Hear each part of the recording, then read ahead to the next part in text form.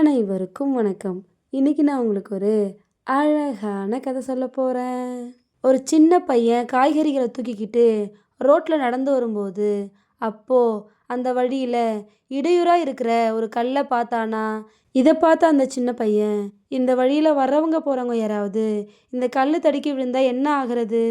ஆமா, யாரோ விழுந்துட்டு போறாங்க, நமக்கு என்ன அப்படின்னு யோசிச்சுக்கிட்டே அவனும் அந்த கல்லை கடந்து அவனோட வீட்டுக்கு போனானா. சாயங்காலம் அந்த வழியா வரும்போது ஒருத்தவங்க அந்த கல்லு தடுக்கி கீழே விழுந்தாங்களாம். அந்த சின்ன பையனும் ஓடி வந்து பார்த்தானா. அங்க அவனோட அம்மா விழுந்து கிடந்தாங்களாம்.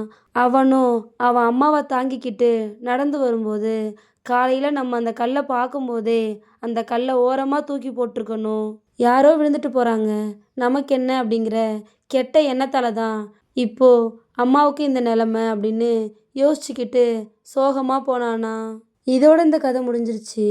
யாருக்கோ என்னவோ நடந்துட்டு போகுது, நமக்கு என்ன அப்படின்னு நினச்சி நம்ம ஒதுங்கி போனோம்னா அந்த நிலைமை நமக்கும் வருங்கிறத மறந்துடக்கூடாது. அதை தான் இந்த கதை நமக்கு சொல்லுது. இந்த கதை உங்கள் எல்லாருக்கும் பிடிச்சிருக்கும் நம்புகிறேன். இன்னொரு அழகான கதையில் நாளைக்கு சந்திப்போம். நன்றி.